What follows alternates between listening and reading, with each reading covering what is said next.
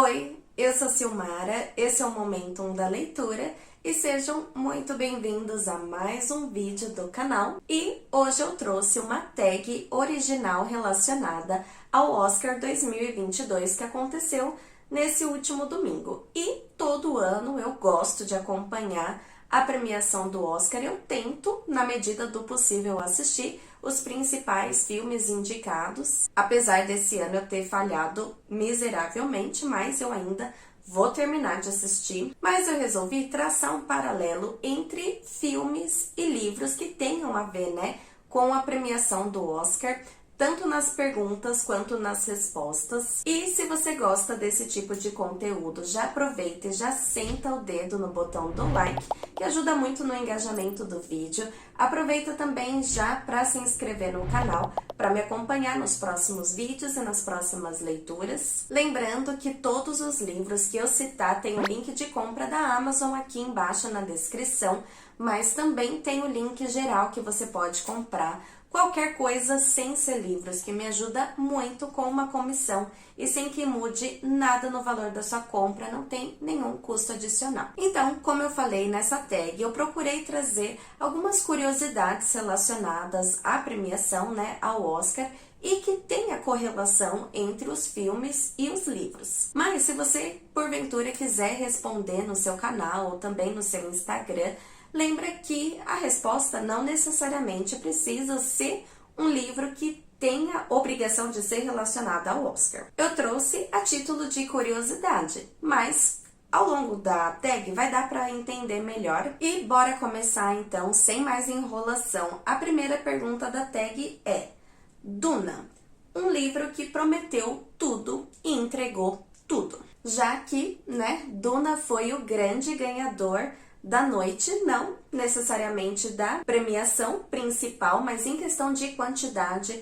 ele levou um total de 6 estatuetas douradas para casa e foi indicado a 10. Então, realmente, foi o grande ganhador da noite. E um livro que, para mim, prometeu tudo e entregou tudo foi o grande clássico O Exorcista, do William Peter Blatty. E esse livro aqui, ele promete tanto pela sinopse quanto pela adaptação. E esse daqui é um dos meus grandes preferidos desse gênero, do terror. E também, como curiosidade, esse filme, ele concorreu a 10 indicações. Então, ele recebeu, 10 indicações ao Oscar de 1974, se eu não me engano. Na minha colinha ali diz que é 1974, e O Exorcista ganhou 2 Oscars, que foi melhor roteiro adaptado e melhor som. Então, assim, é um grande marco,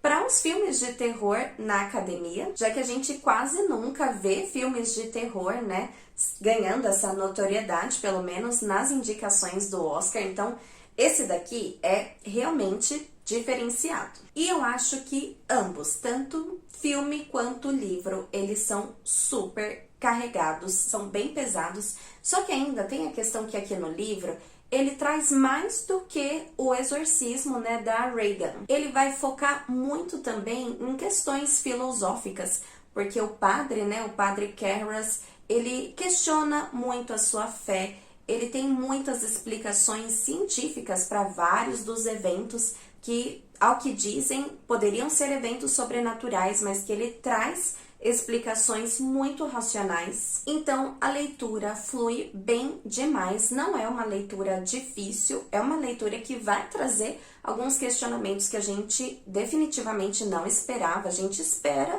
um livro com uma história de terror, um livro que foca no exorcismo da menina.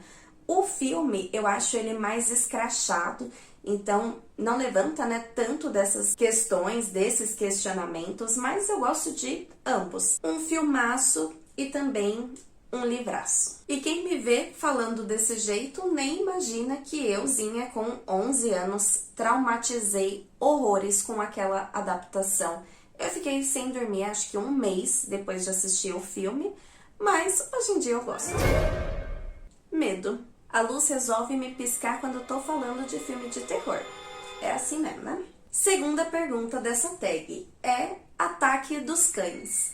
um livro que prometeu tudo, mas que não entregou nada. Que é aquele livro que tinha um grande potencial, que só pela sinopse já deixa a gente super hypado e que a gente lê, mas que no final das contas não é lá aquelas coisas. E essa referência eu trouxe de Ataque dos Cães, não que o filme seja ruim, eu não acho um filme ruim, mas porque ele foi o grande hype do Oscar. Ele tinha 11 indicações e dessas 11 ele levou um total de uma estatueta para casa. Então, assim, eu particularmente sofri para assistir esse filme. Eu acho que eu assisti em 3 partes, porque eu tava achando tudo muito arrastado, muito monótono.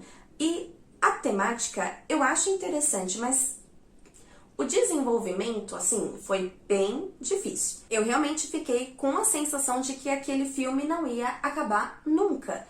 E um livro que eu tinha altas expectativas, que pela sinopse fiquei bem hypada, mas no final não me entregou lá aquelas coisas, foi o livro A Criatura, do Andrew Piper. E esse livro aqui, ele promete reunir a tríade clássica dos terror bom, né? Que aqui no caso é O Médico e o Monstro, Drácula e Frankenstein. Tanto que aqui atrás tem alguns nomes dos autores, como Bram Stoker, Mary Shelley, o Louise Stevenson, que aqui tá faltando, né? Mas é Robert Louis Stevenson. E eu sou apaixonada por Drácula e o Médico e o Monstro. Eu ainda não li Frankenstein, mas esse ano eu tiro isso da minha frente. Definitivamente eu não posso mais deixar passar essa leitura. Só que aqui também, tanto quanto o Ataque dos Cães, foi uma leitura bem difícil. E nem é porque eu achei uma leitura mais densa, mais arrastada, mais monótona. Não foi esse o caso. Aqui eu acho que a leitura flui bem, só que os acontecimentos eu achei uma grande farofada, só que não aquela farofada boa, uma farofada que eu gosto, né? Uma mistureba de coisas. Aqui foi tudo muito conveniente. Para mim, foi uma sensação clara de que essas 3 histórias, elas foram inseridas de uma forma muito conveniente. Eu achei muito forçado, parecia que não tinha ligação natural. Parecia que realmente foi inserido ali de propósito, só para servir, né, a questão, né, de juntar essas 3 histórias. Então, pra mim não rolou. O final eu achei assim bem ruinzinho, bem complicado. Uns acontecimentos assim bem aleatórios. Tem aquela questão também, né, de Deus Ex Machina, de colocar uma coisa no lugar certo, na hora certa. E nossa, é claro que aquilo iria acontecer. Então eu tenho uma questão, né? Não gosto disso nas histórias. Eu acho que, na verdade, o que mais me incomodou nesse livro também foi a relação entre os personagens, que eu achei bem estranha, bem esquisita. Então, no final das contas, esse livro, infelizmente, não me entregou muita coisa não, uma pena, porque é uma edição bem linda, eu adoro essa capa. Aqui atrás também, né, com o nome dos autores, tem uma texturinha, então é um livro bonito, porém achei bem ruinzinho. E como curiosidade relacionada ao Oscar, Drácula também foi indicado, rendeu 4 indicações ao Oscar de 1993, como melhor figurino, melhor maquiagem e melhor edição de som. Ele levou essas 3 categorias. Então, né, é outro filme de terror fazendo história na academia, coisa que ultimamente a gente quase nunca vê. Praticamente os filmes de terror ficaram extintos da academia. E também O Médico e o Monstro, né, a adaptação, também rendeu 3 indicações ao Oscar de 1942. Só que esse acabou não levando nenhuma estatueta, mas mesmo assim é outro, né, acontecimento. O Médico e o Monstro também, uma adaptação muito reconhecida, né, um grande clássico também. Terceira pergunta: No Ritmo do Coração, um livro que prometeu nada e entregou tudo. E que faz referência, né, ao filme, que ele só não prometeu tudo porque ele acabou só recebendo 3 indicações ao Oscar. Mas ele entregou tudo porque das 3 ele levou as 3 indicações. incluindo o prêmio da noite, né, como o melhor filme. E um livro nessa mesma vibe que não estava me prometendo muita coisa não, mas que entregou muita coisa, foi O Céu que Nos Oprime, da Christine Leonens. E esse livro aqui, ele serviu de inspiração, vamos dizer assim, como base pro filme Jojo Rabbit, que eu amo, sou apaixonada. E esse filme, né, o Jojo Rabbit, foi o filme que lá no Oscar de 2019 ele recebeu 6 indicações, mas que acabou levando apenas uma estatueta para casa, mas que no meu coração é um filme que levou os 6 prêmios, levou o prêmio principal e levou outros prêmios também que não foi indicado, mas para mim foi indicado, ganhou. Eu acho um filme incrível, absurdo. E esse livro aqui, eu iniciei a leitura já com baixas expectativas, porque eu já sabia que ele tinha algumas diferenças pro filme. O filme ele tem um tom mais satírico, né? Ele é mais focado no humor. Aqui não. Tanto que dá pra ver, né, pela capa, ele é mais sombrio, né, com esses tons mais carregados, né, mais frios. O filme tem uma outra pegada, ele usa tons fortes, vermelho com amarelo. Aqui não, né? Dá pra ver que a temática, a vibe aqui é um pouco mais pesada, ainda mais pelo tema principal, né? É um livro, uma história que se passa na Segunda Guerra. Aqui a gente vai conhecer o Jojo, que na verdade é um adolescente, ele inicia como criança aqui, a gente acompanha um pouco mais, né, da vida do Jojo, e ele inicia participando da juventude hitlerista. Então, tanto o filme quanto o livro vai abordar essa questão do desenvolvimento desse personagem. E ele é super engajado, né, nessa causa da juventude hitlerista, porém, ele acaba, em diversos momentos, se questionando, né, essa doutrina. Tanto na relação dele com a família, quanto também quando ele acaba conhecendo uma menina judia. É uma história muito interessante, tanto o filme quanto o livro traz uma mensagem muito importante no final. Apesar deles seguirem rumos completamente diferentes, a mensagem no final eu acho muito boa. Quarta pergunta. Jane Campion. Melhor direção. O livro de uma autora que ganhou o seu coração.